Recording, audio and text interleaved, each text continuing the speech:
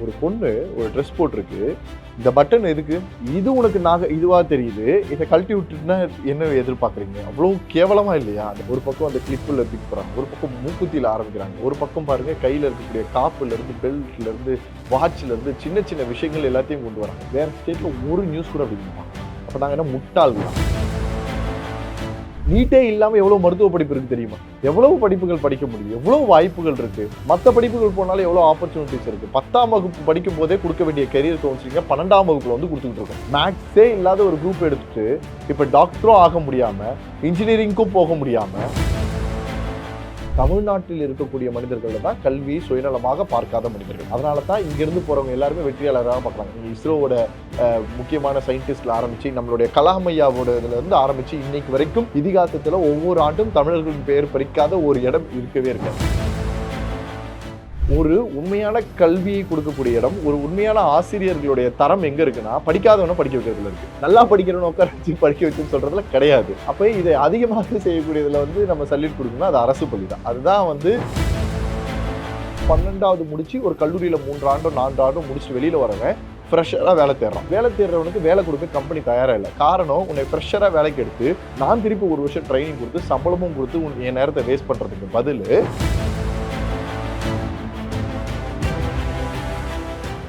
சமீபத்தில் மத்திய அரசால் அறிவிக்கப்பட்ட ஆல் பாஸ் சிஸ்டம் ரத்து அப்படின்ற மாதிரி வருது. அதை எப்படி பார்க்குறீங்க? ஆல் பாஸ் சிஸ்டமா அல்லது ஒவ்வொரு ஆல் பாஸ் சிஸ்டத்தை ரத்து செஞ்சு 3வது 5வது 8வது வரைக்கும் அது நம்ம ஆளுங்களுக்கு எல்லாத்தையும் தெளிவாக நிறைய விஷயத்த புரிய வைக்க வேண்டியது இருக்கும். சின்ன வார்த்தையில கூட ரொம்ப விளையாட்டுகள்லாம் சொல்ல ஆரம்பிச்சிருவோம். சிபிஎஸ்சியில் மட்டும்தான் இப்போதைக்கு அதை பற்றி இன்ஃபர்மேஷன்ஸ் கொடுத்துருக்காங்க. அதுவும் வந்து பேரண்டோட ஒப்புதல் இருந்தா அப்படின்ற மாதிரி பேசினாங்க. அதாவது ஒரு ஸ்கூல் கூட தன்னிச்சையாக அந்த விஷயத்த டெசிஷன் எடுக்க முடியாது. இப்போ நான் பண்ணணும், என் பையனை வந்து இப்போ வரைக்கும் நம்ம தமிழகத்தில் இருக்கக்கூடியது வந்து ஆல் பாஸ் சிஸ்டம். அதாவது 8th ஸ்டாண்டர்ட் வரைக்கும் கண்டினியூஸாக அவங்க வந்து படித்தாலும் படிக்கலனாலும் அப்படியே பாஸ் பண்ணி நெக்ஸ்ட் லெவலுக்கு கொண்டு போயிட்டே இருப்பாங்க. என்ன காரணத்துக்காக அது கொண்டு வரப்பட்டதுன்னா, நம்மளுடைய கல்வியில் பல பேர் கல்வியே வேண்டாம் அப்படின்னு வெளியில் போகக்கூடிய சூழ்நிலையில் இன்னும் வாழக்கூடியவர்கள் இருக்காங்க. நீங்கள் வந்து மலைவாழ் கிராமத்தில் இருக்கக்கூடிய மக்கள், இருளர்களாக இருக்கக்கூடியவர்கள், ஆதி பழங்குடியினர்களாக நம்ம அறியப்படக்கூடியவர்கள்லாம் பல பேர் இன்னும் கல்வி பக்கமே வராதவங்களாக இருக்காங்க. அவங்கள வரவேற்கிறதுக்காக ஒரு முயற்சியாகவும், அதனால தான் அந்த உணவு திட்டங்கள் நிறைய விஷயத்தை கொண்டு வந்து கொஞ்சம் கொஞ்சமாக என்டர்டெயின் பண்ணி கல்வி மேலே ஒரு ஈடுபாடை உருவாக்கி அவர்களை வந்து கல்வி சார்ந்து நகர்த்துவதற்கான ஒரு முயற்சி தான் ஆல் பாஸ் சிஸ்டமில் எடுத்துகிட்டு வந்தோம். அந்த ஆல் பாஸ் சிஸ்டமில் இப்போ இந்த சிபிஎஸ்சி பள்ளிகள்லேருந்து வரக்கூடிய அனௌன்ஸ்மெண்ட்டில் என்னென்னா, இந்த 3rd standard 5th 8th standard மாதிரியான ஒரு சில ஸ்டாண்டர்ட்ஸ்க்கு மட்டும் பேரண்ட்ஸோட அனுமதி லெட்டர் வாங்கிக்கிட்டு அந்த லெட்டர் மூலயமா என் குழந்தைய நான் வந்து நெக்ஸ்ட் லெவலுக்கு வந்து இவங்க பாஸ் ஆகணும்னா இவங்க பேசிக்காக இவ்வளோ மார்க்ஸ் எடுத்துருக்கணும், இவ்வளோ பண்ணியிருக்கணும், இவ்வளோ பர்ஃபார்மன்ஸ் இருந்திருக்கணும் அப்படின்ற ஒரு க்ரைட்டீரியா வைக்கணும்னு நினைக்கிறாங்க. ஸோ இது 2 வகையை பெறப்பட்டது. இது டேரெக்டாக கவர்மெண்ட்டால் இம்ப்ளிமெண்டேஷன் பண்ணி சிபிஎஸ்சியால் இம்ப்ளிமெண்டேஷன் பண்ண முடியாது. பேரண்ட்ஸோட ஒப்புதல் இல்லாமல் எதுவுமே நடக்காது. அப்போ மெஜாரிட்டி பேஸ் பண்ணி தான் நடக்கும். ஆனால் என்னையை கேட்டால் அதிகபட்ச பேரண்ட்ஸ் வந்து இதுக்கு ஒப்புதல் கொடுக்குவதற்கு நிறைய வாய்ப்புகள் இருக்குது. காரணம் என்ன அப்படின்னா, இன்னைக்கு என் பையன் எந்த அளவுக்கு சிறப்பானவனாக இருக்கான்றத நிறைய பேரண்ட்ஸால் இன்னமும் கண்டுபிடிக்க முடியல. ஏன்னா பாஸ் ஆகிடுறன்ற ஒரு குவாலிட்டியை வச்சு அவன் சிறப்பாக இருக்கானா, இல்லை அவனுக்கு இன்னும் சப்போர்ட் தேவைப்படுதா, இன்னும் நிறைய படிக்க வைக்க வேணுமான்றதை அவங்களுக்கு அந்த புரிதல் அவங்களால புரிஞ்சிக்க முடியல. ஏன்னா இந்த மிட்டமோ ஆஃபேலியோ அந்த எக்ஸாமினேஷன்ஸை வச்சு ஒரு ஸ்டூடெண்ட்டை வந்து டிசைட் பண்ண முடியாது அந்த மார்க் சிஸ்டம்ஸை வச்சு. ஸோ ஒரு பப்ளிக் எக்ஸாமினேஷன்ஸ் மாதிரி நடக்கக்கூடிய ஒரு பொதுவாக நடக்கக்கூடிய ஒரு தேர்வில் தான் ஒருத்தவங்களோட இது தெரியுது இல்லையா. அதனால் நிறைய பேரண்ட்ஸ் கிட்ட இருந்து அப்ரிஷியேஷன் வருது இது. ஆனால் இது வெறும் சிபிஎஸ்சி சார்ந்து இருக்கிறதுனால பணக்காரங்களாக இருக்கக்கூடியவங்க, வெளியில் இருக்கக்கூடியவங்க, ஏன்னா இன்றைக்கி இருக்கக்கூடிய இடத்துல அரசு பள்ளியில் படிக்கக்கூடியவங்களும் நீங்கள் பணக்கார இடத்துல படிக்க பள்ளிகளுக்கும் பயங்கர வித்தியாசம் இருக்குது. என்ன வித்தியாசம்னா, நம்ம ஊரில் பேசினோடனே சொல்லுவாங்க அவன் நாலேஜாக இருக்கவன், இவங்களுக்கு ஒன்றும் தெரியாது. அப்படிலாம் கிடையவே கிடையாது. ஆக்சுவலி நீங்கள் கம்பேரிட்டிவ்லி கவர்மெண்ட் ஸ்கூல் ஸ்டூடெண்ட்டையும் ப்ரைவேட் சிபிஎஸ்சியில் இருக்கக்கூடிய ஸ்டூடெண்ட்ஸையும் கம்பேரிசன் பண்ணிங்கன்னா கவர்மெண்ட் ஸ்கூல் ஸ்டூடெண்ட் தான் ஒரு கை மேலே நிற்குது. காரணம் என்ன அப்படின்னு பார்த்தீங்கன்னா, இவனுக்கு மட்டும்தான் தினம் தினம் கஷ்டத்தையும் பொருளாதார பிரச்சனையும் வாழ்க்கையில் இருக்கக்கூடிய சுமைகளையும் பார்த்து வளர்றதுனால கல்வி அவனுக்கு ஆயுதமாக இருக்குது. இவங்களுக்கு எல்லாமே இருக்கிறதுனால கல்வி பெரிய லெவலில் தெரியல. இது ஒரு எஜுகேஷன், இதை படித்தா நான் காலேஜ் போவேன், இந்த காலேஜ் போனால் நான் ஒரு வேலைக்கு போவேன், இந்த வேலைக்கு போனால் நான் கல்யாணம் பண்ணிட்டு பத்திரிகையில் பேரில் பின்னாடி போட்டுப்பேன் என்ற சிஸ்டமேட்டிக்கில் 2 ட்ராவலிங் ப்ராக்ரஸ் இருக்கிறதுனால அது சிபிஎஸ்சிக்கு பொருந்துவதற்கான வாய்ப்பு இருக்குது. அரசு பள்ளிகள்ல பார்த்தீங்கன்னா, இந்த விஷயத்த பத்தி பேசவே இல்ல. இப்படி ஒரு விஷயத்த நடக்கணும், பண்ணணும்ன்றது பேசவே இல்ல. ஏன்னா, நம்முடைய மாண்புமிகு அமைச்சர் வந்து ரொம்ப தெளிவா இருக்காரு. என் பிள்ளைகளோட வாய்ப்பு இதனால கெடக்கூடாது. எல்லாரும் வரணும் அப்படின்னு நெனைக்கிறாங்க. பட் இதுல கொஞ்சம் ஸ்ட்ரிக்ட்னஸ் இருக்கிறதும் பெட்டர்ன்றத தான் நான் ஃபீல் பண்ணுவேன். ஏன்னா, எல்லா பசங்களுக்குமே நீங்க 8வது வரைக்கும் வந்துட்டு 9ஆம் வகுப்புல ஆனா, ஆவனாலே தெரியாம நிக்கிற பிரச்சனையும் நம்ம ஒரு சில இடத்துல பார்க்குறோம். ஸோ இது 2த்தையும் ஈக்குவலா பேலன்ஸ் பண்ணக்கூடியது ரொம்ப முக்கியமா இருக்கு. அண்ட் மோர் ஓவர் பேரண்ட்ஸோட விருப்பத்த வச்சு தான் நம்ம சொல்ல முடியும். அப்ப 2 விஷயத்துல அவங்க தெளிவுபடுத்தணும். ஒண்ணு என்ன அப்படின்னா, நீங்கள் சேர்க்கக்கூடிய பள்ளிகள் முதல்ல நல்லா தெரிஞ்சுக்கோங்க. இன்னைக்கு ஸ்கூல் எப்படி இருக்குன்னா, நல்லா படிக்கிறவன என்ட்ரன்ஸ் எக்ஸாமினேஷன் வச்சு செலக்ட் பண்ணி நல்லா படிக்கிறவன ஸ்கூல்ல சேர்த்துக்கிறாங்க. அதுவும் சிபிஎஸ்இ மாரி ஸ்கூல்ல தான் நான் சொல்றேன். நல்லா படிக்கிற பையன சேர்த்துக்கிறாங்க. ஒரு உண்மையான கல்வியை கொடுக்கக்கூடிய இடம், ஒரு உண்மையான ஆசிரியர்களுடைய தரம் எங்க இருக்குன்னா, படிக்காதவன படிக்க வைக்கிறதுல இருக்கு. நல்லா படிக்கிறவன உட்கார வச்சு படிக்க வச்சுன்னு சொல்றதுல கிடையாது. அப்ப இதை அதிகமாக செய்யக்கூடியதுல வந்து நம்ம சல்யூட் குடுக்கணும்னா, அது அரசு பள்ளி தான். அதுதான் வந்து படிக்காதவன், படிக்கிறவன் எல்லாம் மிக்ஸ்டு கிரவுட அவங்க ஒரே லெவல்ல ஹேண்டில் பண்ணி கொண்டு போறாங்க. அதனால இந்த இடத்துல வந்து உங்களுக்கு படிக்கிற மாணவர்கள் தான் வராங்க. அப்ப படிக்கிற மாணவர்களே அந்த இடத்துல நெகட்டிவா போறாங்கன்னா, அப்ப அந்த இடத்தோட அட்மினிஸ்ட்ரேஷன் நீங்க இன்னும் கொஞ்சம் சரி பண்ண வேண்டியது இருக்கு. But of course understood. ஏன்னா இந்தியா முழுவதற்கும் இருக்கிற சிபிஎஸ்இ சிலபஸ்ல அவன் அப்கிரேட் ஆகுறான். ஈஸியா காம்படிட்டிவ் எக்ஸாமினேஷன் எடுக்கிறான். அஸ் வெல் அஸ் நம்ம பேசணும்னு நினைச்ச நீட், ஜேஇ இந்த மாதிரியான எக்ஸாமினேஷன்லாம் சிபிஎஸ்சியில் ஒரு கை மேலோங்கியே தான் நிற்குது. காரணம் என்னன்னா, சின்ன வயசுலேருந்து அந்த கம்யூனிகேஷன் மற்ற ஸ்கில்ஸை டெவலப் பண்ணதுனால நடக்கக்கூடிய விஷயங்கள் தான். ஸோ இது முழுக்க முழுக்க பெற்றோர்கள் சார்ந்த ஒரு விஷயமா தான் பார்க்குறேன். ஆனால் கல்வியில் ஒரு அடிப்படை தகுதி ஒவ்வொரு மாணவனுக்கும் இருக்கிறது ரொம்ப முக்கியம். 1ஆம் வகுப்பிலிருந்து ஒரு மாணவன் 2ஆம் வகுப்பு போறான்னா, 1ஆம் வகுப்புல என்னென்ன பாடங்கள் வச்சிருக்காங்க, அது ஏன் வச்சிருக்காங்கன்னு அதை பத்தி முழு கல்வி ஒரு மனிதனுக்கு இல்லாமல் அவன் 2ஆம் வகுப்பு பாடத்துல போறதுனால பிரச்சனை யூஸ் இல்லை.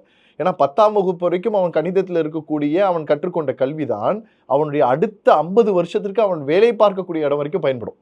அப்ப இந்த பேசிக் இடத்த அவன் விட்டுட்டு மேல வரும்போது அவன் ரொம்ப ஸ்ட்ரகிள் ஆவான். அதனால அந்த இடத்தையும் நம்ம கொஞ்சம் இன்னும் எஃபர்ட்ஸ் போட்டா நல்லா இருக்கும்ன்றது என்னோட எண்ணம். இதனால வந்து மாணவர்களுக்கு என்ன மாதிரியான பாதிப்புகள் ஏற்படும், இல்ல நன்மைகள் என்னவா இருக்கும்னு நினைக்கிறீங்க? நீங்க இந்த மாதிரி பாஸ் பண்ணி கொண்டு போறதுனால சொல்றீங்க. 2 வகையில இருக்கு. ஒண்ணு என்ன அப்படின்னா, நல்லத ஃபர்ஸ்ட் பேசுவோம், தவறுன்னும் பேசுவோம். இப்ப நல்லது எப்படின்னு பார்த்தீங்கன்னா, ஒருத்தவன் ஒரு 3rd ஸ்டாண்டர்ட்ல இருக்கான். அவன் 4th ஸ்டாண்டர்ட் போறான். 3rd ஸ்டாண்டர்டோட பேசிக் நாலேஜஸே டெவலப் ஆகாம ஒருத்தவன் 4th ஸ்டாண்டர்ட் போறது மூலியமா, அவன் 4th, 5th, 6th, 7th எல்லா ஸ்டாண்டர்டுமே டவுன் கிரேட்ல தான் இருப்பான். அவன் அப்கிரேடே பண்ணிக்க மாட்டான். ஏன்னா என்ன இருந்தாலும் என்னைய பாஸ் பண்ணிடுவாங்க. எனக்கு பிரச்சனையே கிடையாதுன்னு அவன் வந்து நிக்கிற மாரி இருக்கும். அப்ப நீங்க அந்த இடத்துல ஒரு ஒரு ஒரு ஒரு ஒரு எக்ஸாமினேஷன் வச்சு, ஒரு ஃபில்ட்ரேஷன் வச்சு, நீ இத பண்ணா தான்டா போக முடியும்னும்போது, ஒரு வருஷம் அவனுக்கு திருப்பி வேஸ்ட் ஆனா கூட, அவன் இன்னும் அவன நல்லா தயார்படுத்திக்கிட்டு வரும்போது, அவன் 4th, 5th, 6th, 7th அடுத்தடுத்த ஸ்டாண்டர்ட்ல நல்லா பெர்ஃபார்ம் பண்றதுக்கான வாய்ப்புகள் அதிகம். இது நல்லபடியான விஷயத்த நம்ம சொல்லலாம். இதே தப்பான கண்ணோட்டத்துல நீங்க பார்த்தீங்க அப்படின்னா, எப்படி இருக்கும்னா, இது மாணவர்கள் சார்ந்து இருக்கும்போது நல்ல விஷயத்த பார்க்கலாம். இதே இடத்துல டாமினேஷன் சார்ந்துன்னு ஒண்ணு இருக்கும். அதாவது மேனேஜ்மென்ட் சார்ந்து இருக்கக்கூடிய ஒரு விஷயம் இருக்கும். எனக்கு இந்த பையன் பண்ற ஆக்டிவிட்டி பிடிக்கல. இந்த பையன் கிளாஸ்ல சும்மானே இருக்க மாட்றான். ரொம்ப சுட்டியா இருக்கான். அடம் பிடிக்கிறான். ரொம்ப பேர் கூட ட்ரெட் பண்றான். இப்படிலாம் பண்ற பசங்கள நல்லா படிச்சு சூப்பரா வந்தவங்க நிறைய பேர் இருப்பாங்க இல்லையா? அவர்கள் படிப்பை மட்டும் பார்க்காம, அவனோட வெறும் ஆட்டிட்யூட மட்டும் பார்த்து, அத காரணமா வச்சு அவன எப்படியாவது ஃபெயில் பண்ணணும்னு நினைக்கக்கூடியதும், மிஸ்யூஸ் பண்ணக்கூடியது நடக்க ஆரம்பிக்கலாம். ஸோ இந்த 2ம் ஈக்குவலா பேலன்ஸ் பண்றதுல தான் சக்சீடிங் இருக்குன்றத நான் நம்புறேன். இப்ப தமிழகத்துல வந்து நிறைய கல்வி சார்ந்து வந்து பிரச்சனைகளோ, புது புது அறிவிப்போ வந்துட்டு இருக்கு. இதுக்கு காரணம் என்னன்னு நினைக்கிறீங்க? ஏன்னா கல்வியும், மருத்துவமும் இந்த உலகத்துல இன்றியமையாத ஒண்ணு. ஒரு ஒரு ஒரு ஒரு ஒரு நாட்டோட வளர்ச்சி, ஒரு மாவட்டத்தோட வளர்ச்சி, ஒரு மாநிலத்தோட வளர்ச்சின்னு எல்லா வளர்ச்சியுமே கல்வியும், மருத்துவத்தையும் சார்ந்த ஒன்று மட்டும்தான். இது 2த்துல மட்டும் தான் நிறைய அறிவிப்புகளும் வரும், நிறைய கான்ட்ரோவர்சியும் வரும், நிறைய விஷயங்களும் வரும். ஏன்னா இந்த உலகத்துல நிறைய பேர் படிச்சு பெருசாகி நான் வந்து பெரிய ஆளுன்னு நினைச்சுக்கிற அளவுக்கு நம்பிக்கையில வாழ்றவனும் இருக்காங்க. ஒரு சில பேர் வந்து பாதி படிச்சு அப்படியே தெரிஞ்சதை பேசிட்டு போறவங்களும் இருக்காங்க. ஒரு சில பேர் சும்மா 4 பேர் பேசுறத காதுல கேட்டுட்டு பேசுறவங்களும் இருக்காங்க. நீங்க யோசிச்சு பார்த்தீங்க அப்படின்னா, நம்ம தமிழ்நாட பத்தி மட்டும் பேசணும்னு நினைச்சோன்னா, ஒவ்வொரு வருஷமும் கிட்டத்தட்ட இத்தனை லட்சம் மாணவர்கள் 12ஆம் வகுப்பு முடிச்சுட்டு வெளியில வராங்க அப்படின்னா, எத்தனை பேருக்கான வாய்ப்புகள் அடுத்தடுத்து கல்வியை நோக்கி, உயர்கல்வியை நோக்கி, அவங்களோட வாழ்க்கையை நோக்கி நகர்த்த வேண்டியது இருக்கு. அவர்களுக்கான என்னென்ன ஃபெசிலிட்டி ஸ்கீம்ஸ் எல்லாம் கொண்டு வராங்கன்றது. இப்போ ஒரு எக்ஸாம்பிளுக்கு உதாரணம் சொன்னா, இப்போ நம்ம நான் முதல்வன்னு ஒரு ஸ்கீம் பார்த்தோம். நீங்க யோசிச்சு பாருங்க, முதல்ல இருந்தே எல்லா உயர்கல்வி துறைகளிலுமே, எல்லா காலேஜஸ்லயுமே ஸ்கில் டெவலப்மெண்ட்னு ஒரு ஆப்பர்ச்சுனிட்டிஸ் இருந்தது. இல்லாமலாம் கிடையாது. எல்லா உயர்கல்வியிலுமே இருந்தது. இன்ஜினியரிங்கா இருக்கட்டும், ஆர்ட்ஸா இருக்கட்டும், எல்லா டிபார்ட்மெண்ட்ஸ்க்குமே இருந்தது. ஆனால் அது எந்த கல்லூரியுமே சரியாக பயன்படுத்தல. அவங்களுக்கு வச்சுக்கல. யார் யாரெல்லாம் நம்ம பெரிய கல்லூரியாக பேசணும் தெரியுமா? லட்சக்கணக்கில் டொனேஷன் கொடுத்து நல்ல டாப் லெவலில் செட்டில் ஆயிருக்காங்கன்னு சொல்லக்கூடிய கல்லூரிகளில் சொல்லலாம். இப்போ ஃபார் எக்ஸாம்பிள் விஐடி மாதிரியான, எஸ்ஆர்எம் மாதிரியான மிகப்பெரிய கல்வி நிறுவனங்கள்லாம் இதில் ரொம்ப ஃபோக்கஸ்டாக இருந்தாங்க. அதனால தான் அந்த பசங்களுக்கான வேலைவாய்ப்பு ரொம்ப நல்லா கிடைச்சிது, லைஃபோட ஃபியூச்சர் ரொம்ப நல்லா இருந்தது. அதனால பேரண்ட்டும் நல்லா இன்வெஸ்ட் பண்ணி அவங்களுக்கு கொடுத்துட்டு இருந்தாங்க. ஆனால் மற்ற கல்லூரிகளில் அந்த ஸ்கில் டெவலப்மெண்ட் பண்ணலை. ஏன் பண்ணலன்னா, அதுக்கு யார் அப்ரிஷியேட் பண்ணணும், யார் மூலியமா அதை கனெக்ட் பண்ணணும், அந்த ஸ்கீம் எப்படி இம்ப்ளிமெண்ட் பண்ணணும் எதுவுமே தெரியாததுனால அவங்க அந்த ரிஸ்க் எடுக்க விரும்பாம ஒரு பக்கத்துல இருந்தாங்க. இப்ப நான் முதல்வன் ஒரு ஸ்கீம் வருது. இந்த ஸ்கீம் வரும்போது என்ன பண்றாங்கன்னா, ஒட்டுமொத்தமா தமிழகத்தில் இருக்கக்கூடிய எல்லா பெருநிறுவனங்கள், இந்தியாவில் இருக்கக்கூடிய பெருநிறுவனங்கள், உலகத்தில் இருக்கக்கூடிய எல்லா பெருநிறுவனங்களோட ஒரு ஒப்பந்தங்களை செய்து கொண்டு அந்த நிறுவனங்கள்ல வேலை பார்ப்பதற்கு தேவையான தகுதியை சார்ந்த ஒரு ஸ்கில் டெவலப்மெண்ட் கோர்சஸா கொண்டு வந்து அதை கல்லூரிகள்ல பாடத்தோட சேர்ந்து அதையும் ஒரு நாளா இம்ப்ளிமெண்டேஷன் பண்றாங்க. அப்ப இப்ப யோசிச்சு பாருங்க, 12வது முடிச்சு ஒரு கல்லூரியில 3 ஆண்டோ 4 ஆண்டோ முடிச்சுட்டு வெளியில வரவன் ஃப்ரெஷரா வேலை தேடுறான். வேலை தேடுறவனுக்கு வேலை கொடுக்க கம்பெனி தயாரா இல்லை. காரணம், உன்னை ஃப்ரெஷரா வேலைக்கு எடுத்து நான் திருப்பி 1 வருஷம் ட்ரைனிங் கொடுத்து சம்பளமும் கொடுத்து என் நேரத்தை வேஸ்ட் பண்றதுக்கு பதில் நீ வரும்போதே ஒரு எக்ஸ்பீரியன்ஸ்டு பர்சனாக வந்தால் எனக்கு நல்லா இருக்கும்ன்றதுனால இந்த நான் முதல்வன் ஸ்கில் டெவலப்மெண்ட் கோர்சஸ் மூலியமா அவன் அப்பயே கற்றுக்க ஆரம்பிக்கிறான். வெளியில் வரும்போதே ஃப்ரெஷராக இல்லைனாலும் அந்த ட்ரைனிங் அவன் எடுத்துகிட்டு வரும்போது உள்ளே வந்த 2-3 மாதத்தில் அவனால் அந்த கம்பெனிக்கு ஏற்ற ப்ராசஸில் அடாப்ட் ஆகிக்க முடியுது. ஏன்னா இன்றைக்கி நிறைய டெக்னிக்கல் ஸ்கில்ஸ்லேருந்து எல்லாம் அப்கிரேட் ஆனதுனால. அப்போ இப்படி தான் ஒவ்வொரு இன்னோவேட்டிவ் ஸ்கீம்ஸுமே நம்ம தமிழ்நாட்டில் இருந்து கொண்டு வந்துக்கிட்டே இருக்காங்க. அப்போ இந்த ஸ்கீம்ஸில் இருக்கக்கூடிய பெனிஃபிட்ஸ் என்ன, அந்த பெனிஃபிட்ஸை பயன்படுத்தி நான் எப்படி சக்சீடிங் பண்ணணும்னு பார்க்கணுமே தவிர அந்த ஸ்கீமில் இருக்கக்கூடிய நெகட்டிவ் விஷயத்தை கண்டுபிடிச்சி அதுக்குள்ளேயே நம்ம லாக் ஆகி நின்னோம்னா நம்மளால் அடுத்த லெவலுக்கு வெளியில் வர முடியாது. அப்போ நாம் நினைக்கிறது என்னென்னா, எல்லா இடத்துலையுமே ஒரு நெகட்டிவ் இருக்கும். இப்போ நம்ம இந்த சிபிஎஸ்சியோட இது சொல்லும்போது சொல்கிற மாதிரி தான் இருக்கும். அதை எப்படி சரி பண்ணணும், அதற்கு எப்படி நம்ம கவர்மெண்ட்டுக்கு சஜஷன் கொடுக்கணும், அதை எப்படி நம்ம அடுத்த எக்ஸிக்யூஷனில் கொண்டு வரும்போது இன்னும் கொஞ்சம் பெஸ்ட்டாக மாற்றுறது எப்படி, இப்படின்ற மாடல் எல்லாம் நம்ம திங்க் அவுட் பண்ணோம்னா தட்ஸ் மேக்ஸ் வேல்யூ. இன்றைக்கி யூபிஎஸ்சி எக்ஸாமினேஷன்ஸாக இருக்கட்டும், சிவில் சர்வீசஸ் எக்ஸாமினேஷன்ஸாக இருக்கட்டும், ஆல் இந்தியா ரேங்கிங்லேயும் தமிழ்நாட்டோட டாப் ரேங்கிங்லேயும் வந்த பசங்களில் ஒரு சில பேர் நான் முதல்வன் ஸ்கீமை தாண்டி சேர்ந்தவங்கன்னு சொல்லி சொன்னாங்க. அப்போ ஏதோ ஒரு இடத்துல இந்த இன்ச் கனெக்ட் ஆகிருக்குல்ல, ஒரு இடத்துல அவனால் பண்ண முடியாது, இன்றைக்கி இங்கே வாய்ப்பாக கிடச்சிது அப்படின்ற மாடலில் தான் நம்ம பார்க்கணுமே தவிர இதை வெறும் கான்ட்ரவர்சியாக மாற்றிக்கிட்டே இருந்து வாய்ப்புகளை உருவாக்காமல் இருந்தோம்னா நம்ம தோற்று போய்டும். அந்த கிடைச்ச வாய்ப்புகளை பயன்படுத்தணும்னா இன்றைக்கி ஜெயிச்சிட்டான். 10 வருஷம் கழிச்சு நம்ம சொல்கிறது தான் பிகாமில் செம்ம டிமாண்ட் இருக்குப்பா அப்படின்னா உடனே எல்லாரும் பிகாமுக்கு வந்து போவாங்க. எவ்வளோ பேர்? 8 லட்சம், அடுத்த 8 வருஷம் 8 லட்சம், அடுத்த வருஷம் 8 லட்சம், 24 லட்சம் பேர் பிகாம் போயிடுவாங்க. 24 லட்சம் பேரில் 10 லட்சம் பேருக்கு தான் வேலை இருக்கும். மிச்சம் 14 லட்சம் பேர் என்ன பண்ணுவாங்க? இப்படி தான் இன்ஜினியரிங்கை சொல்லி, இப்படி தான் வந்து ஆர்ட்ஸ் அண்ட் சயின்ஸ் சொல்லி, இப்படி தான் காமர்ஸை சொல்லி, இப்போ மருத்துவத்துக்கு கொண்டு வந்து 23 லட்சம் பேர் இப்போ இந்தியா முழுக்க அப்ளை பண்ண வச்சிருக்காங்க. ஸோ இப்படி தான் இந்த சாப்டர் வந்து நகருது. நம்ம எப்படி பண்ணணும்னா, எவ்வளவு வளர்ச்சிகள் வந்தாலும் உன்னையே நீ டெவலப் பண்ணிக்கோ. நீ எந்த ஸ்கில்ல போறியோ அடாப்ட் பண்ணி நீ ஒன்று டெவலப் பண்ணிக்கிட்டேன்னா நீ அதில் சக்சீடிங் ஆக முடியும். இப்போது சிபிஎஸ்சியை பொறுத்த வரைக்கும் இந்த அறிவிப்பு ஓகே. இப்போ அடுத்தது நம்ம தமிழகத்தை நோக்கியோ இந்த மெட்ரிகுலேஷன்ஸோ இல்லை கவர்மெண்ட் ஸ்கூல்ஸுக்கோ வந்தால் மக்களோட மனநிலை எப்படி இருக்கும், மாணவர்களோட மனநிலை எப்படி இருக்கும்? இல்லை, இது முன்னாடியே இருந்ததுதான்றதுனால தப்பு இல்லை. New education policy system create பண்ணும்போது அதை பேஸ் சாப்டரில் தான் கொண்டு வந்திருக்காங்க.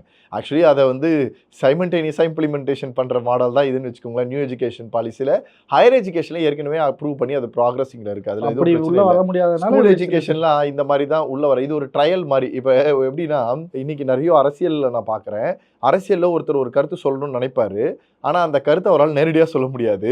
ஊடகங்கள் வாயிலாகவும் மக்களோட வாயிலாகவும் அதை ஒரு கருத்தாக பேசப்பட்டு அவர் இப்படி தான் கூட்டணி அமைப்பாரா, அவர் இப்படி தான் செய்வாரா அப்படின்றத பேச வச்சு அதில் மக்களுடைய மனநிலை என்னவா இருக்குன்றத தெரிஞ்சுக்கிட்டு இது சேஃபா நான் சேஃபா தெரிஞ்சுட்டு ப்ளே பண்ணுற அளவுக்கு இன்னைக்கு பாலிடிக்ஸே பயங்கர எக்ஸ்பீரியன்ஸ்ட் ஆயிடுச்சு. சேம் தான் இந்த லெவல் ப்ராக்ரஸ்ல எக்ஸிக்யூட் பண்ண ட்ரை பண்ணுறது. இதை வந்து இன்னைக்கு மக்களோட மனநிலையை பொறுத்த வரைக்கும் எந்த பிரச்சனையும் கிடையாது. பசங்க நல்லபடியாக படிச்சுட்டு வெளில வந்தால் நல்ல நாலேஜோடு இருக்கணுன்றதான் எல்லாரும் எதிர்பார்க்குறாங்க. ஒவ்வொரு 8 லட்சம் மாணவர்கள் வெளியில் வரும்போதும் கிட்டத்தட்ட 16 லட்சம் பெற்றோர்கள் தன்னுடைய மொத்த கனவுமே என் வாழ்க்கையில் போட்ட எல்லா விதையும் சேர்த்து என் புள்ள ஜெயிக்கணுன்றது தான். அவன் நல்லா ஜெயிக்கிறதுக்கு என்ன பண்ணணும்னு தான் யோசிக்கிறாங்க. அதை எப்படி வழி கொடுத்தாலும் பிரச்சனை இல்லை. எண்ட் ஆஃப் த டே அவங்க எதிர்பார்க்கறது ஒன்றே ஒன்று, என் புள்ள நல்லா வரணும், பிரைட்டராக வரணும், நாலேஜபிள் பர்சனாக வரணும், நல்ல சக்சீடிங் பர்சனாக வெளியில் போகணும்னு எதிர்பார்க்குறாங்க. அதுதான் எண்ட் ஆஃப் த கோல். அதுக்கு எப்படி சுற்றினாலும் எனக்கு பிரச்சனை இல்லைன்னு தான் யோசிக்கிறேன். இப்போ சமீபத்தில் மத்திய அரசு அறிவித்த நம்மளுக்கு கொடுக்க வேண்டிய காசாக இருக்கட்டும், இந்த கல்விக்கான நிதியாக இருக்கட்டும், இதெல்லாம் வந்து பொதுமக்களுக்கு புரியுறதில் இருக்குன்னு நினைக்கிறீங்களா? நம்ம பேசுறதே இப்போ புரியாது 4 பேருக்கு. முதல்ல பேசின 2 வார்த்தை மறந்துருக்கோம். என்ன சொன்னாங்கன்றதே தெரியாது. ஏதோ பேசுகிறாங்க, டைம் பாஸ் ஆகுது. ஹரிகிருஷ்ணன் ஏதோ கோர்வையாக பேசுகிறாருப்பா, கொஞ்சம் அப்படியே இன்ட்ரெஸ்டிங்காக இருக்குன்னு கேட்கலான்னு தான் போயிருக்குமே தவிர இன்னைக்கு பேசுகிற வீடியோ நாளைக்கு ஞாபகம் இருக்காது. நான் சொன்ன டைலாக்கே இந்த மாப்பிள்ளை தண்ணி கேட்டார், அடுத்து சொம்பு கேட்டார், சொம்பு இருந்தால் தான் தாலி கட்டுவாருன்ற கதை தான். அது ஒரு டெஃபினிஷனாக சொல்லுங்கள். எதனால் மாநில அரசு நிதி கேட்குறோம், அது நம்மளுக்கு வராதது காரணம் என்ன? இப்ப என்ன நடந்துட்டு இருக்குன்றத மட்டும் தெளிவா இது சொல்லுங்க. பொதுவாகவே வந்து ஒரு அரசாங்கம் அப்படின்றது வந்து இது கூட்டு முயற்சியில நடக்கக்கூடிய ஒரு ப்ராசஸ். நீங்க அது எஜுகேஷன் இல்ல, எல்லா டிபார்ட்மெண்ட்டுமே அப்படிதான் இயங்க ஆரம்பிக்கும். அப்ப ஒண்ணு தனியா இருக்கக்கூடிய இயங்கக்கூடிய ஒரு சில இடம், அதுக்கப்புறம் சேர்ந்து இருக்கக்கூடிய ஒரு சில இடம்னு ஒண்ணு இருக்கு. இப்ப தமிழ்நாடு வந்து இந்திய அரசாங்கத்திற்கு உட்பட்ட ஒரு விஷயம். ஸோ தமிழ்நாட்டில் முதலமைச்சர் இருக்கிறது போல இந்தியாவுல வந்து பிரதம மந்திரி இருக்கிறாங்க. இங்க தமிழ்நாட்டுல எவ்வளோ அமைச்சரவைகள் இருக்கோ, அதே மாரி இந்திய நாட்டுக்குன்னே ஒரு அமைச்சரகம்னு இருக்கும். இப்ப தமிழ்நாட்டுல இருக்கக்கூடிய ஸ்கூல் எஜுகேஷன் மினிஸ்டர் இருக்காங்கன்னா, அதே மாரி இந்திய அரசாங்கத்திற்குன்னு ஒரு ஸ்கூல் எஜுகேஷன் மினிஸ்டர் இருப்பாங்க. அவங்களுக்கு கீழ இருக்கக்கூடிய எல்லா ஸ்டேட்ஸ்லயுமே இருக்கக்கூடிய எஜுகேஷன் மினிஸ்டரும் அவங்களோட ப்ராக்ரஸ்ல இருப்பாங்க. இது எப்படின்னா, இப்ப ஒவ்வொரு ஸ்டேட்டும் ஒவ்வொரு ஒவ்வொரு மாரியான ப்ராக்ரஸ். அது வந்து ஒரே மாரி இருக்காது எல்லா ஸ்டேட்டுமே. அப்ப அந்த ஸ்டேட்டோட உரிமைகளும், அந்த ஸ்டேட்ல இருக்கக்கூடிய மக்களின் மனநிலைமையும், அந்த ஸ்டேட்ல இருக்கக்கூடிய வளர்ச்சியும் எப்படி கொண்டு போய் சேர்க்கணும்ன்றத அந்த ஸ்டேட்ல இருக்கக்கூடியவர்களுக்கு மட்டும் தான் தெரியும். அத இந்திய நாட்டுல ஏதோ ஒரு இடத்துல அல்லது புதுடெல்லியில எங்கேயோ இங்கிருந்து 3000 கிலோமீட்டர் தள்ளி இருக்கக்கூடியவங்களுக்கு இந்த இடத்த மனநிலைமையை அறிய முடியாது. அப்ப இவங்க அதற்கான ரெப்ரசன்டேட்டிவா அறிஞ்சு, அந்த தகவல்கள அவங்க கிட்ட குடுத்து, இவங்க 2 பேரும் ஒண்ணாக சேர்ந்து சிஸ்டமேட்டிக்க கொண்டு வர்றது தான் பொதுவாக இருக்கிறது. இது கல்வி, மருத்துவம், எல்லா வசதிகள் சார்ந்து நம்ம வாழ்ற எல்லா வாழ்க்கை பொருளாதாரத்திலருந்து, பட்ஜெட்லருந்து எல்லா விஷயத்துக்கும் அதுதான் வரும். இந்த வருஷம் பட்ஜெட்டிங்ல தமிழ்நாடோட பேரு அந்த மொத்த பேஜ்லயுமே ஒரு இடத்துல கூட கிடையாது. ஸோ அது அது அந்த அந்த மாரி தான் ஒரு ப்ராக்ரஸ் இருந்திருக்கு. ஏன்னா அந்த வளர்ச்சின்றது கூட்டு வளர்ச்சினா, அப்புறம் ஏன் நான் உங்களோட இருக்கணுன்ற கேள்விய தான் எல்லாருக்கும் எடுத்து வைக்க ஆரம்பிக்குது. அடுத்து இன்னைக்கு நீங்க அதிகமாக பேசப்பட்டது என்னன்னா, தமிழகத்திற்கு வரக்கூடிய எஜுகேஷனுக்கான நிதி. இப்ப நீங்க ஜிஎஸ்டின்ற ப்ராசஸ் இம்ப்ளிமெண்டேஷன் பண்ணது, உண்மையிலேயே நெறைய பேர் என்ன சொன்னாலும், ஜிஎஸ்டி வந்ததுக்கு அப்புறமா தான் அதிகபட்ச வசூல் வந்து அரசாங்கத்துக்குள்ள வந்துச்சு. அதுக்கு முன்னாடி எல்லா வசூலுமே தனிநபர்ல அவங்க ஏமாத்துன ஏப்பம் விட்ட ஒரு இதுவா தான் இருந்தது. இன்னைக்கு எல்லாம் வந்துச்சு. ஆனா இத பாதியா பிரிக்கிறாங்க. ஸ்டேட்டுக்கும், சென்ட்ரலுக்கும் அப்டின்னா, இப்ப நீங்க அந்த ஸ்டேட்டுக்கான நிதி, சென்ட்ரலுக்கான நிதி, சென்ட்ரல நடத்துறதுக்கும், ஸ்டேட் நடத்துறதுக்கும் பயன்படுத்த வேண்டியது. ஒரு எக்ஸாம்பிளா சொல்றேன். ரூ. 2000 கோடி இன்னைக்கு நம்ம ஊருக்கு வரணும். ஒரு எஜுகேஷனுக்கு அப்டின்னு வச்சுக்கிட்டீங்கன்னா, நம்ம தமிழ்நாட்டுல இருந்து 2,00,000 கோடி ரூபாய் வசூலாயிருக்கும். அந்த 2,00,000 கோடி ரூபாவுல தமிழ்நாட்டுக்கு வர வேண்டிய அமௌண்ட் 1,00,000 கோடி, சென்ட்ரல் கவர்ன்மென்ட்க்கு போ வேண்டிய 1,00,000 கோடி. இது 2ம் சேர்ந்து சென்ட்ரல் கவர்ன்மெண்ட்லேருந்து ப்ராக்ரஸ் பண்ணும். அதே மாதிரி கூட்டு முயற்சியா தமிழ்நாட்டில் இப்போ கொஞ்சம் நிதி ஓகேவா இருக்கு. இந்த ஸ்டேட்ல நிதி கொஞ்சம் கம்மியா இருக்குன்னா, அதை ஈக்குவல் பேலன்ஸ் பண்ணவும் முயற்சி பண்ணணும். இப்படி தான் இந்திய அரசாங்கம் பொதுவாக முயற்சி பண்ணணும். நான் ஆளக்கூடிய மாநிலமா இருக்கட்டும், நான் ஆளாத மாநிலங்களாக இருக்கட்டும், எல்லாம் என் பிள்ளைங்க தான். என் வயித்துல பிறந்த பிள்ளைய மட்டும் தனியா பார்த்துப்பேன். இவங்கள வந்து நான் இதுவா பண்ண மாட்டேன்னு சொல்ற அந்த கதை இல்லாமல் ஈக்குவலா பார்க்கக்கூடியதா ஒரு ஒரு விஷயம். ஸோ அப்படி நீங்கள் பார்க்கும்போது, தமிழகத்திற்கு வர வேண்டிய நிதிகள் வரும்போது தான், நம்ம அரசாங்கத்தில நம்ம கவர்மெண்ட் ஸ்கூல்ல இருக்கக்கூடிய ஒரு மேல இருக்கக்கூடிய செவுர சீரமைக்க முடியும். பாத்ரூம் இல்லாத ஸ்கூலுக்கு பாத்ரூம் கட்டி தர முடியும். புக் இல்லாத பையனுக்கு புக்கு குடுக்க முடியும். இன்னைக்கு சைக்கிளே இல்லன்னு சொல்றவங்களுக்கு சைக்கிள் குடுக்க முடியும். அவனோட படிப்புக்கு நல்ல ஆசிரியர்களை நியமிக்க முடியும். ஆசிரியர்களை சப்போர்ட் பண்றதுக்கு ஒரு சில சிஸ்டமேட்டிக்க கொண்டு வர முடியும். அந்த சிஸ்டமேட்டிக்க இம்ப்ளிமெண்டேஷன் பண்றதுக்கு எக்ஸிகியூஷன் பண்ண முடியும். நெறைய விஷயங்கள் சேர்ந்தது தான் ஒவ்வொரு வெற்றியோட இதுவா இருக்கும். அப்ப இந்த பணம் உள்ள வரல அப்படின்னா, இங்க பண்ண வேண்டிய விஷயங்கள் எல்லாமே லாக் ஆயிடும். இத நீங்க இப்படி யோசிச்சு பாருங்களேன். ஸ்டேட் கவர்ன்மெண்ட்ல தான நிதி வசூல் பண்றாங்க. அங்க மேலேயே போகாம எல்லா நிதியும் இங்கேயே வச்சிருந்துட்டு, நம்ம இந்த மாரி அங்க அலைய விட்டோம்னா என்ன நடக்கும்? ஸோ இது நம்மளுடைய உரிமை. இந்த உரிமைய அந்த பாலிசி நல்லது எப்படி, அதை எக்ஸிக்யூட் பண்றது எப்படி, இதெல்லாம் நம்ம 2வதா பேச வேண்டியது. அதுக்கும் இதுக்கும் சம்மந்தம் இல்ல. ஆனால் நிதி நம்மளோட உரிமை. இது பாலிசிக்கான நிதி கிடையாது. நம்மளோட இடத்துல இருந்து நமக்கான மாநிலங்களுக்காக ஒவ்வொருவரும் டாக்ஸபிள் இன்கமா பே பண்ணி, செலவு பண்ணி, சம்பாதிச்ச இப்ப இந்த இந்த இந்த சமூகத்தில வந்து பார்த்தீங்கன்னா, ரூ. 15,00,000 சம்பாதிச்சவன் கவர்மெண்ட்டுக்கு ஒரு ரூ. 2,00,000 டாக்ஸ் கட்டி, அந்த மாரி எவ்வளோ பாப்புலேஷன்ஸ் இருக்கான்னு யோசிச்சு பாருங்க. 1,50,000 கோடி பாப்புலேஷன் சென்னையில இருக்காங்க. தமிழ்நாடு முழுக்க அவ்வளோ 10 கோடிக்கு மேல பாப்புலேஷன்ஸ் இருக்காங்க அப்படின்னு வச்சுக்கிட்டா, அதுல 10% டாக்ஸ் ஹோல்டர்ஸா இருக்கிறாங்கன்னு நீங்க பார்த்துக்கிட்டீங்கன்னா கூட, அதுவே கிட்டத்தட்ட 1 கோடி மக்கள் தொகை கணக்குல வருது. 1 கோடி மக்கள் தொகையும் ரூ. 1,00,000 கிட்டத்தட்ட டாக்ஸ் கட்டுறாங்க அப்படின்னு நீங்க கணக்கு போட்டு பாருங்க. அது எவ்வளோ பெரிய அமௌண்ட் அந்த அமௌண்ட். இந்த அமௌண்ட் எதற்காக கட்டுறாங்க? நான் இந்த ஊர்ல வாழ்றதுக்கான நல்ல ரோடு, நல்ல தண்ணி, நல்ல கல்வி, நல்ல மருத்துவம், என் வாழ்க்கை நல்லா இருக்கிறதுக்காக எனக்காக மட்டும் கிடையாது. இந்த தமிழ்நாட்டில் இருக்கக்கூடிய ஒட்டுமொத்த மக்களுக்கும், இந்திய நாட்டில் இருக்கக்கூடிய ஒட்டுமொத்த மக்களுக்கான சரிசமமான அமௌண்ட்டா நான் பங்களிப்பு குடுக்குறேன். அப்ப இந்தியாவிலேயே தமிழ்நாடு மட்டும் தான் இதை ரொம்ப அழகாக செய்யும்போது, அப்ப தமிழ்நாட்டுக்கு நீங்க அந்த பிரியாரிட்டீஸ் குடுக்கணும். அந்த இடத்துல தான் நம்ம லாக் ஆகிட்டே இருக்கோம். இதனால தான் 2 பேருக்கு இருக்கக்குள்ள கிளாஷ். இவங்களும் அவங்களும் உட்கார்ந்து பேசுறதே இல்ல. இந்த பேசாத இடத்துல இருக்கக்கூடிய பிரச்சனைகள் ரொம்ப பெருசா இருக்கு. முன்னாடி ஒரு சைன் ஆகி உள்ள வர்றது, திருப்பி அந்த சைன் அங்க ப்ரொசீட் ஆகாம போறது, இவங்க இப்படி பண்றாங்கன்னு குறை சொல்லிட்டே இருந்தா இது எக்ஸ்டெண்ட் ஆகிட்டே இருக்கும். கடைசியா பாதிக்கப்படுறது யாரு? நாம. இவ்வளோ லட்சம் கோடி ரூபாவை சம்பாதிச்சு கடைசியில் அரசாங்கமும் இதுவும் பண்ணல, நான் சம்பாதிச்சு என் வரி பணத்தில் நான் பண்ணுறதுனா எனக்கே நீங்கள் செய்ய மாட்டீங்கன்றது தான் இன்னைக்கான பிரச்சனையாக பார்க்கணும். இப்போ கல்வியை பொறுத்த வரைக்கும் நம்ம தமிழ்நாட்டை தாண்டி குஜராத்தில் அதிகமாக இருக்கான்ற மாதிரி சொல்கிறாங்க, அதை எப்படி பார்க்குறீங்க? எல்லா ஸ்டேட்லயுமே இது காம்படிஷன் தான். இன்னைக்கு பாத்தீங்கன்னா நம்ம வந்து நாமக்கல் தான் கல்வியிலே சிறந்த மாவட்டம்னு சொல்லி அதை மட்டும் அடையாளப்படுத்த முடியாது. திடீர்னு சென்னை ஃபர்ஸ்ட்ல வந்து நிக்கலாம், திடீர்னு ஏதாவது ஒரு அளவுக்கு அங்க எஜுகேஷன் சிஸ்டம் நல்லா இருக்கான்னு அதான் சொல்றேன் இல்லையா. இப்ப ஒவ்வொரு இடத்துல இந்த கம்பாரிசன்ஸ் இருக்கலாம், ஒரே மாதிரி எங்கேயுமே இருக்கிறது இல்லைன்றதுதான் என்னோட பதில். இதுதான் அப்படின்ற இதுல இல்லை. ஆனால் உலகத்தில் இருக்கக்கூடிய நீங்க எஜுகேஷன்றதை 2 வகையில பார்க்கணும். 100% தேர்ச்சி பெறுறது எது எஜுகேஷனா கேட்டீங்கன்னா தப்பு. அது எஜுகேஷன் கிடையாது. எவ்வளோ பர்சன்டேஜில் பாஸ் ஆகிருக்காங்க அப்படின்றது எஜுகேஷனே கிடையாது. எவ்வளோ பேர் கல்வியை தாண்டி உலகத்தில் சாதிச்சிருக்காங்கன்றதுல தான் எஜுகேஷன் சிஸ்டமோட சக்ஸஸ்ன்னு ஒன்று இருக்குது. இப்போ நீங்கள் வந்து உலக லெவலில் பேசுங்க, உலக லெவலில் எங்கே போனீங்கனாலும் தமிழ்நாட்டை சேர்ந்த தமிழ் மனிதர்களில் கல்வி கற்றவர்கள் வெளியில் போய் இந்த உலகத்திற்கு தேவையான முக்கிய விஷயத்தை உருவாக்குனவங்க தான் அதிகம். எல்லா இண்டஸ்ட்ரியிலையுமே எல்லா டொமைன்லையுமே. ரொம்ப எக்ஸாம்பிளாக சொல்லலாம், கூகுளோட CEO சுந்தர் பிச்சையை சொல்லலாம். நம்ம தமிழ்நாட்டில் கல்வி கற்ற ஒரு மாணவன் தமிழ்நாட்டிலிருந்து கல்வியை கற்று 12ஆம் வகுப்பு முடித்து அது உயர்கல்விக்கு IITயில் போயிட்டு அதுக்கப்புறமா அதை எடுத்து லேர்னிங் எடுத்து இன்றைக்கி எவ்வளோ சம்பளம்? ஒரு நாளைக்கு 5 கோடி ரூபா. ஒரு நாளைக்கு 5 கோடி ரூபா தமிழ்நாட்டில் வந்து போனவனோட சம்பளம். இன்றைக்கி நம்ம இன்னும் 5 லட்ச ரூபாவை வந்து முழுசாக சேர்த்து வைக்க முடியாத வாழ்க்கையில் வாழ்கிறோம். 5000 ரூபாய் சம்பளத்துக்கு வர்றதுக்கே அவ்வளவு தடுமாற்றங்கள் இருக்கும். 50,000 ரூபாய் பணத்தை இன்னும் பேங்க் அக்கௌண்ட்டில் மொத்தமாக சேர்த்து வைக்க முடியல. ஒரு மனுஷன் கல்வியை சரியாக பயன்படுத்தினவா 5 கோடி ரூபாய் சம்பாதிக்கிறாங்க. இந்த மாதிரி தான் உலகத்தில் இருக்கக்கூடிய பல்வேறு பெரிய நிறுவனங்களில் தமிழ்நாட்டிலிருந்து கல்வி கற்று வெளியில் போனவங்க அதிகம் சொல்லுவாங்க. இது ஏன் அப்படின்னு சொன்னால், கல்வின்றது வெறும் புத்தகத்தில் இருக்கக்கூடிய பாடங்களை படித்து எக்ஸாமினேஷன் எழுதி பாஸ் பண்ணுறது மட்டும் கிடையாது. தான் மட்டும் இல்லாமல் தன் சமூகமும் நல்லா இருக்கணுன்ற எண்ணங்கள் படைத்தவர்களுடைய கல்வி தான் சிறந்த கல்வியாக பார்க்கப்படுது. அப்போ கூகுளோட சுந்தர் பிச்சைக்கு வந்து ஒரு வேலை கொடுக்குறாங்கன்னா 8 மணிலேருந்து 10 மணி வரைக்கும் 5 மணி வரைக்கும் வேலை பார்க்குறேன், சம்பளம் கொடுத்தீங்க அப்படின்ற வாழ்க்கையை வாழாமல் 8லேருந்து 5 வரைக்கும் சம்பளம் கொடுக்குறாங்களா, அவங்களுக்கு நான் என்ன உழைப்பு போடலான்னு உழைப்பு போடுறாரு. அந்த உழைப்பின் மூலியமாக ஒரு சில இடத்துல ஊதியத்தை பார்க்குறாரு, அவருக்கு சம்பளம் அதிகமாகுது, நிறுவனம் பெருசாகுது, நிறுவனம் நம்புதுன்னு நினைக்கிறாரு. அந்த நிறுவனத்தை பெருசாக்கும் போது அந்த வாய்ப்புகளை இந்த உலகத்தில் இருக்கக்கூடிய எல்லா மனிதர்களுக்கும் கொடுக்குறாரு. திருப்பி தமிழ்நாட்டில் இருக்கவங்களுக்கு அந்த கையை குடிச்சு தூக்கி விடுறாரு. எல்லாரும் உள்ள வந்து சேர்றாங்க. 10 பேராக இருக்க கம்பெனி 100 மாறுது, 100 1000 வருது, 1000 லட்சமாக மாறுது. இன்னைக்கு உலக நாட்டில் மிகப்பெரிய ஒரு கல்வி நிறுவனம், ஒரு பெரிய வேலை வாய்ப்பு கொடுக்கக்கூடிய ஒரு மிகப்பெரிய நிறுவனமாக மாறுது. எங்க மாறுது? ஒரே ஒரு மனிதன் எல்லாருக்குமான வாய்ப்புன்னு நினைக்கும் போது வருது. கல்வியை சுயநலமாக பயன்படுத்தாத எல்லாரும் சாதிக்கிறான். தமிழ்நாட்டில் இருக்கக்கூடிய மனிதர்கள் தான் கல்வியை சுயநலமாக பார்க்காத மனிதர்கள். அதனால தான் இங்கிருந்து போறவங்க எல்லாருமே வெற்றியாளராக பார்க்குறாங்க. நீங்க இஸ்ரோவோட முக்கியமான சயின்டிஸ்ட்ல ஆரம்பிச்சு, நம்மளுடைய கலாம் ஐயாவோட இதுல இருந்து ஆரம்பிச்சு இன்னைக்கு வரைக்கும் இதிகாசத்துல ஒவ்வொரு ஆண்டும் தமிழர்களின் பெயர் பறிக்காத ஒரு இடம் இருக்கவே இருக்காது. ஏன்னா அவங்க தான் அதில் லீடிங் பொசிஷன்லேயும் இருந்திருப்பாங்க. அதுவும் அதிகபட்ச மனிதர்கள் அரசு பள்ளியில் கல்வி பயின்றவர்களாக இருப்பாங்க இல்லையா. இன்னைக்கு நம் தமிழ்நாட்டையே வந்து ஒரு பெரிய ஸ்ட்ரென்தன் கொடுத்தது 2 மிகப்பெரிய துருவங்கள் இருந்தது தான். ஒன்று IASல, IPSல. எல்லா மாவட்ட ஆட்சியர்களுக்கும் எல்லா IASக்கும் ஒரு தலைமைச் செயலராக திரு இறையன்பு IAS சார் இருந்தார்.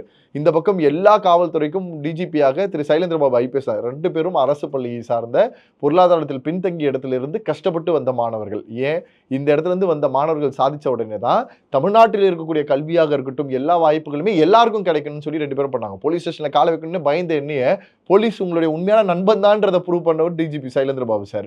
அரசு பணியாக இருக்கட்டும், கல்வியாக இருக்கட்டும், எதுவாக இருக்கட்டும், நீ சரியான திட்டமிடல் இருந்து ஜெயிக்க முடிஞ்சா நீ ஜெயிப்பதற்கான வழிகாட்டியா இருப்பன்ற ஒரு எக்ஸாம்பிளா இறையன்பு சார் இருந்தார். இவ்வளவு பெரிய மாமனிதர்களை உருவாக்கின இடங்கள் எல்லாமே தமிழ்நாடு தான். அதனால தான் தமிழ்நாட்டுக்கான சிறப்பு எங்க போனாலுமே மாற்ற முடியாது. இப்போ நீங்க சொன்ன மாதிரி தமிழ்நாட்டில் வந்து சமீபத்தில் நீட் எக்ஸாம் வேற முடிஞ்சது.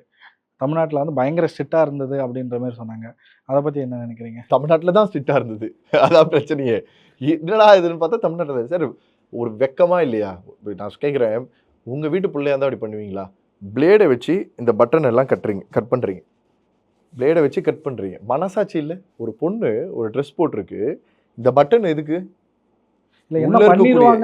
உள்ள இருக்கக்கூடிய இது பண்ணுறதுக்கான ஒரு ஆடை நாகரிகத்திற்கான ஒரு விஷயம்.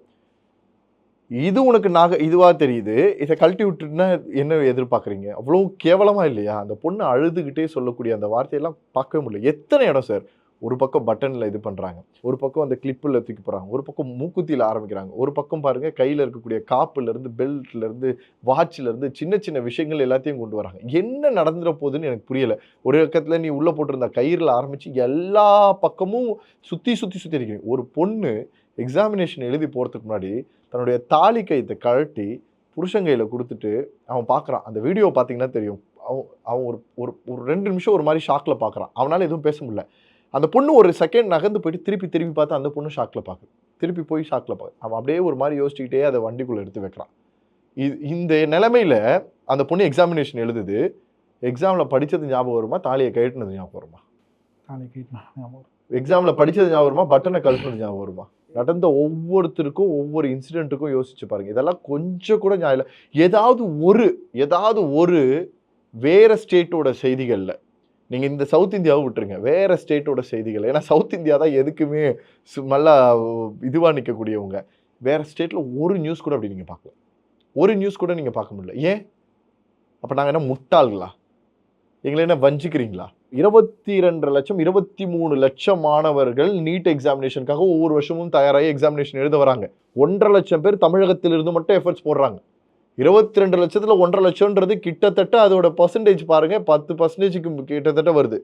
10%, 100%, 10%க்கு கிட்டத்தட்ட தமிழகத்திலிருந்து கொடுக்குறாங்க. 8லேருந்து 10% கொடுக்குறாங்க.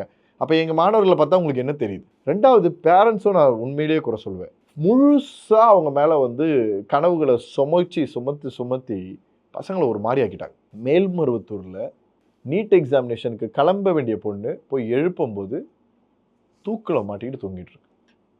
இப்போ நேற்றுக்கு நடந்தது எப்படி நடக்குது? அப்போ வந்து எவ்வளோ ப்ரெஷரைஸ்டாக அனுபவிக்குதுன்னு அர்த்தம். எக்ஸாமினேஷன் போகிறதுக்கு முன்னாடியே நான் தோல்வி அடைவேன்ற முடிவுக்கு வர முடியுதுன்னா இது தோல்வி கிடையாதுமா, இது ஒரு முயற்சி தான்ன்றது என்றைக்குமே நம்ம புரிய வைக்கிறது இல்லை. எஜுகேஷனில் நம்ம பண்ணுற பெரிய தப்பே அதான். குழந்தைங்க மேலே கொடுக்கக்கூடிய சுமையும் இதுவும் முழுசாக நசுக்குது. மருத்துவம் மட்டும்தான் படிப்புன்னு யார் சொன்னா? அது நீட்டே இல்லாமல் எவ்வளோ மருத்துவ படிப்பு இருக்குது தெரியுமா? எவ்வளவு படிப்புகள் படிக்க முடியும், எவ்வளோ வாய்ப்புகள் இருக்குது. மற்ற படிப்புகள் போனாலும் எவ்வளோ ஆப்பர்ச்சுனிட்டிஸ் இருக்குது. 10ஆம் வகுப்பு படிக்கும் போதே கொடுக்க வேண்டிய கெரியர் கவுன்சிலிங்கை 12ஆம் வகுப்பில் வந்து கொடுத்துக்கிட்டு இருக்கோம். 10ஆம் வகுப்பில் தெரியணும் அவங்களுக்கு, நீ 11வது 12வது என்ன குரூப் எடுக்கணும், அது ஏன் எடுக்கணும், என்ன படிக்கிறதுக்காக எடுக்கணுன்றது தெரியணும். மேக்ஸே இல்லாத ஒரு குரூப் எடுத்துட்டு இப்போ டாக்டரும் ஆக முடியாமல் இன்ஜினியரிங்க்கும் போக முடியாமல், அப்போ அவங்க நிலைமை என்ன? டாக்டர் ஆகணுன்றது தான் இருக்கிற படிப்புலேயே ரொம்ப வருஷம் படிக்க வேண்டிய படிப்பு, 10 வருஷம் தன்னுடைய வாழ்க்கையை அர்ப்பணிக்க வேண்டிய படிப்பு. அப்போ அந்த படிப்பு படிக்க முடியாமல் வெளியில் போனவங்களுக்கு ஒரு இன்ஜினியரிங் படிப்பு கூட கிடைக்காது இன்றைக்கி, ஏன்னா பியூர் சயின்ஸ் எடுத்துட்டாங்கன்னு. இப்படி தான் இன்றைக்கி ரொம்ப ஒன்றும் இல்லை சார். 10th ஸ்டாண்டர்டில் மார்க்கு கம்மியாச்சுன்னா நான் காமர்ஸ் குரூப் போயிடுறேன், ரொம்ப ஈஸியாக பண்ணார். இதெல்லாம் வந்து இன்றைக்கி பசங்களுக்கு தெரியாத ஒரு சில விஷயங்களை கல்வியில் நம்ம நிறைய விஷயங்களை சொல்லிக் கொடுக்க வேண்டியது இருக்குல்ல. அது நீட்டை நீங்கள் சொன்ன மாதிரி மற்ற மாநிலங்களில் இல்லாதது தமிழகத்தை மட்டும் குறிப்பிட்ட இவ்வளோ ஸ்ட்ரிக்டாக ஏன் பார்க்குறாங்க? அதான் நான் சொல்கிறேன் இல்லையா, தமிழகத்தில் இருக்கக்கூடிய மாணவர்கள் தான் உலகம் ஃபுல்லாக வெற்றி நடை போட்டு சுற்றிக்கிட்டு இருக்காங்க. எங்கே பார்த்தீங்கன்னாலும் தமிழில் தான், தமிழ் ஆட்களோட இது ரொம்ப அதிகம் இன்றைக்கி. இன்னும் தமிழ் மொழியை எல்லாராலையும் ஏற்றுக்க முடியாத ஒரு மனநிலையில் தான் இருக்காங்க. எங்கேயுமே தமிழர்கள் தான் இருக்காங்கன்றத கூட நிறைய பேரால் ஏற்றுக்க முடியல. ஏன்னா அது உண்மையும் கூட. சிங்கப்பூரோட ஆளும் மொழிகளில் தமிழ் மொழி ஒரு முக்கியமான மொழியாக இருக்குது. பல்வேறு இதில் கண்ட்ரீஸ்லேயும் தமிழ் மொழிக்கு ஒரு ஆளுமை திறன் இருக்குது. இன்றைக்கி எல்லா இடத்துலையும் இருக்கும்போது அந்த இடத்த உடைக்கணும்னு நினைக்கிறீங்களோன்ற டவுட் தான் எனக்கு வருதே தவிர வேறு எதுவும் இல்லை. ஏன் குழந்தைங்களாம் எக்ஸாமே எழுதுனது இல்லையா? 10th ஸ்டாண்டர்டில் எக்ஸாம் எழுதுறாங்க, 11th எக்ஸாம் எழுதிருக்காங்க, 12th எக்ஸாமினேஷன் எழுதிருக்காங்க. எல்லாரும் முக்கியமான போர்டு எக்ஸாமினேஷன் தான் பண்ணியிருக்காங்க. அப்போல்லாம் இல்லாத ஸ்ட்ரிக்டையும் இங்கே கொண்டு வரீங்க. மத்திய அரசு தமிழகத்து மேலே இருக்கிற ப்ரெஷர் போடுறது எல்லாமே அரசியல் மட்டும்தான். இதனால் மக்களும் மாணவர்களும் தானே பாதிக்கப்படுறாங்க ஃபுல் அண்ட் ஃபுல்லு. இல்லை, அஃப்கோர்ஸ் நீங்கள் எண்ட் ஆஃப் த டே வந்து அரசாங்கத்து டு அரசாங்கம் நடக்கிற சண்டையினால அரசாங்கத்துக்கு அரசாங்கம் எந்த பிரச்சனையும் இல்லை. இன்றைக்கி பேசிப்பாங்க, நாளைக்கு கூட்டணியாக கூட சேர்ந்து போய்ப்பாங்க, அதெல்லாம் பிரச்சனை இல்லை. அனுபவிக்கிறது யாருன்னு யோசிச்சு பாருங்க. நடுவில் கூட ஒரு திரைப்படம் வந்துச்சு, எனக்கு வந்து ஒரு நீட் சார்ந்து ஒரு திரைப்படம் தான் வந்துச்சு. அவங்க அப்பா போய் அந்த கேட்டுக்குள்ளே போய் நடுவில் போய் நின்றுப்பார். அந்த குழந்தை கடைசி டைமில் உள்ளே போகணுன்றதுக்காக அலோவ் பண்ண மாட்டாங்க. கடைசியில் பார்த்தா அந்த நீட்டோட எக்ஸாமினேஷன், அவங்க நடத்துகிற எக்ஸாமினேஷன் ஏதோ ஒரு ஊருக்கு போட்டிருப்பாங்க. அந்த ஊருக்கு பயணம் பண்ணணும்னா ஃப்ளைட்டில் தான் பயணம் பண்ண முடியும், இல்லைனா ட்ரெயினில் போனால் 3 நாளோ 2 நாளோ ஆகும். அப்போ 2 நாள் உனக்கு ஆல் டிக்கெட் 5 நாளைக்கு முன்னாடி கொடுத்து நீ ட்ரெயின் டிக்கெட்டை புக் பண்ணி 3 நாளைக்குள்ளே நீ அந்த ஊருக்குள்ளே போய் அந்த ஊரை கண்டுபிடிச்சி அந்த ஊரில் எங்கே எக்ஸாமினேஷன் சென்டர் இருக்குன்றதை பார்த்து, ஊர்னா எங்கே இருக்கும், எங்கெங்கேயோ இருக்கும். நீங்க சென்னையிலேயே கொடுக்கக்கூடிய எக்ஸாமினேஷன் சென்டரை நீங்க கண்டுபிடிக்க முடியாது சார். அதுவே பெரிய பிரச்சனையா, போலீஸ் எவ்வளவு போலீஸ்கள் வந்து தேட வேண்டியது இருக்கு. நேத்திக்கு ஒரு இடத்துல வந்து ஒரு மாணவி வந்து அந்த எக்ஸாமினேஷன் சென்டர் தப்பா வந்துட்டாங்கன்னு சொல்லி போலீஸ் ஜீப்ல வச்சு கூட்டு போறாங்க. இந்த வீடியோல கூட நிறைய போலீஸ் காவல்துறை நண்பர்கள் வந்து நிறைய பேருக்கு ஹெல்ப் பண்றதா, போலீஸ் ஜீப்ல வந்து ஒரு சென்டர் தப்பா வந்த ஒரு ஸ்டூடெண்ட்டுக்கு வந்து ஹெல்ப் பண்ணி அவங்க கூட்டு இல்ல நிறைய அந்த இடத்துல இன்னொரு போலீஸ் வந்து கார்ல பைக்ல உட்கார வச்சு போய் ட்ரெஸ் வாங்கி கொடுக்கறதா இருக்கட்டும், ஒரு அப்பா வந்து அந்த பொண்ணுக்கான ட்ரெஸ் வந்து அவரோட ட்ரெஸ் எடுத்து கழட்டி அந்த பொண்ணுக்கு கொடுத்ததா இருக்கட்டும், நிறைய நம்ம. ஆனால் என்னன்னா எனக்கு மனசு கஷ்டமாக இருக்கிறது, மருத்துவமனையில் அனுமதிக்கப்பட்ட ஒரு 15 நாள் பேஷண்ட் ஆகி ரொம்ப மோசமான நிலைமையில் ஒருத்தவங்க உள்ள வருவாங்கல்ல, மருத்துவர் ஆக போகிறவங்க அப்படி தான் நீட் எக்ஸாம் எழுத போனாங்க. மனசுலேயே ரொம்ப கஷ்டமான ஒரு விஷயத்த உருவாக்குறாங்களோ அப்படின்னு தோணுது. தேவையில்லாத அழுத்தங்களை கொடுத்து குழந்தைங்களை இவ்வளோ ப்ரெஷரை கொடுத்தா அந்த நீட் எக்ஸாம் எழுத வரமாட்டாங்க, அப்படி ஒரு முன்னெடுப்பு எடுத்து இது பண்ணுறாங்க. எப்போ ப்ரெஷர் ஆரம்பிச்சதோ அப்போ தான் எக்ஸாமினேஷனோட ஸ்ட்ரென்த் இன்க்ரீஸ் ஆச்சு. நீட்னால முதல் தற்கொலையில் நம்ம பார்த்தது மாணவி அனிதாவோடது. அனிதாவோட தற்கொலைக்கு அப்புறம் கிட்டத்தட்ட 28க்கு மேலே தற்கொலைகளை நம்ம தமிழ்நாட்டில் மட்டுமே நம்ம பார்த்துட்டோம். ஆனால் அன்னைக்கு இருந்த கவுண்ட்டை விட இன்னைக்கு இருக்கிற கவுண்ட் அதிகம். நீங்கள் நினைக்கிற எல்லா ஸ்ட்ராட்டஜியுமே தப்பு. எல்லா இடத்துலையுமே இது அழுத்தம் கொடுக்குறேன்னு நினைக்கிறீங்க. ஒவ்வொரு நேரமும் அந்த அழுத்தத்தை பார்க்கும்போது, அந்த காம்படிஷனை பார்க்கும்போது தான் என் பிள்ளைங்க அந்த காம்படிஷனை தாண்டா நான் ஜெயிச்சு காட்டணும்னு வந்து நிற்குதுங்க. இதை தெரியாமல் நீங்கள் திருப்பி திருப்பி தப்பு கணக்கு போட்டே இருக்கீங்க. இது மூலிமா இன்னும் குவாலிட்டியான மருத்துவர்கள் தான் இந்த உலகத்தில் உருவாக்க போகிறாங்க. அது யாராலையும் மாற்ற முடியாது. கடைசியாக தமிழகத்தில் இருக்க இந்த கல்வியோட ஆற்றல் எந்த அளவுக்கு இருக்குது, எந்த தகுதியான இருக்கா, இங்கே இருக்கிற மக்களுக்கு கரெக்டாக போய் சேருதுன்னு நினைக்கிறீங்களா? இன்னும் நிறைய விஷயத்த உண்மையிலே சொல்லலாம், இம்ப்ளிமெண்டேஷன் பண்ண வேண்டியது இருக்குது. கல்வியில் நிறைய மாணவர்களை வந்து முன்னேற்ற வேண்டியது இருக்குது. இன்னமும் பல இடத்துல வந்து பசங்களுக்கு வந்து ஆனா தெரியாத ஒரு இடத்துல இருக்கக்கூடியது நம்ம பார்த்துட்டு தான் இருக்கோம். ஸோ நம்ம ஒரு பக்கம் ஒரு சில பசங்க நல்லா சாதிச்சாலும், ஒரு சில பசங்க இன்னும் படித்து முடிச்சுட்டு வேலைக்கே போகாமல் வீட்டில் இருக்கிறத பார்க்கும்போதெல்லாம் நமக்கு ரொம்ப மனசு இதுவாக இருக்குது. கல்வின்றதோட வெற்றி வந்து படிக்கிறது மட்டும் கிடையாது, உன்னுடைய வாழ்க்கையில் ஜெயிக்கிறதுக்கும் சேர்த்து இருக்கக்கூடியதுன்றதை முதல்ல நம்ம புரிஞ்சுக்கணும். இப்போ நான் இன்றைக்கி பேசுகிற நானே எவ்வளவோ தடைகளையும் தாண்டி தான் இன்றைக்கி ஒரு இடத்துல இங்கே வந்து உட்காரோம் அப்படின்னா, எனக்கு கல்வி எதுன்ற தவறான பாதையில் இருந்த வரைக்கும் நான் தோற்று போய் தான் இருந்தேன். கல்வி எதுன்னு சரியாக பயணிக்க ஆரம்பிச்சோன்னா இன்றைக்கி ஒரு கல்வியாளராகவே மாறக்கூடிய வாய்ப்பு இந்த உலகம் எப்பவுமே வாய்ப்பு கொடுக்க ரெடியாக தான் இருக்குது. தயவு செய்து பிள்ளைகள், பெற்றோர்கள் அதிகமான செல்லத்தை கொடுக்காதீங்க. பிள்ளைகள் உங்கள் கல்வியோட அறிவை பயன்படுத்தி எப்படி வளரணுன்றதை பாருங்கள். இன்றைக்கி பார்க்கக்கூடிய மொபைல் ஃபோன் எடுத்துக்கோங்க. மொபைல் ஃபோனில் அடிக்ட் ஆகி கிடக்குறாங்க. அதே மொபைல் ஃபோனை நல்ல வகையிலும் பயன்படுத்த முடியும். அதை சரியாக பயன்படுத்தினாலும் போதும். நம்ம ChatGPT சொல்கிறோமா, உனக்கு ஒரு சப்ஜெக்ட் இல்லைனா லைப்ரரியில் போய் தேடுறியா, அதே சப்ஜெக்ட்டில் இருக்கக்கூடிய அதே கொஸ்டின் ஒன்றும் இல்லை, ஈஸியஸ்ட் மெத்தட் தான் பாஸ் ஆகிறதுக்கு.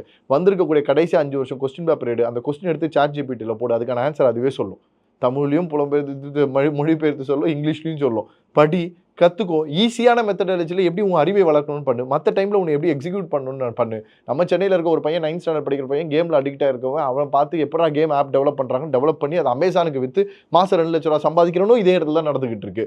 ஒரு அரசு பள்ளியில் படிக்கக்கூடிய 7ஆம் வகுப்பு மாணவன் தண்ணியில் ஓடக்கூடிய வண்டியை கண்டுபிடிக்கணும். டிவிஎஸ் எக்ஸலில் தண்ணியில் ஓடக்கூடிய ஒரு வண்டியை 4 வருஷத்துக்கு முன்னாடியே அவன் கண்டுபிடிச்சி மயில்சாமியான சில பேர் இனாகிரேட் பண்ணுறாங்க. இன்னைக்கு சமூகத்தில் வளர்ந்து வரக்கூடிய மனிதர்களும் வாய்ப்புகளும் இருந்துகிட்டு தான் இருக்குது. நீ இப்படியே சுற்றிட்டு இருக்கிறதா வாய்ப்புன்னு நினச்சிட்டு போயிட்டே இருந்தனா கல்வி உன்னை தாண்டி போகவே போகாது. அதனால் நம்ம அனைவரும் இணைந்தது தான் கல்வி. ஆசிரியர்கள், பெற்றோர்கள், மாணவர்கள், அரசாங்கம், இதை 4ம் இணைந்தது தான் கல்வி. இந்த 4ம் இணைந்து இந்த சமூகத்தை வளர்த்தெடுப்போம். உங்கள் தெளிவான பதிலுக்கு நன்றி. தேங்க்யூ.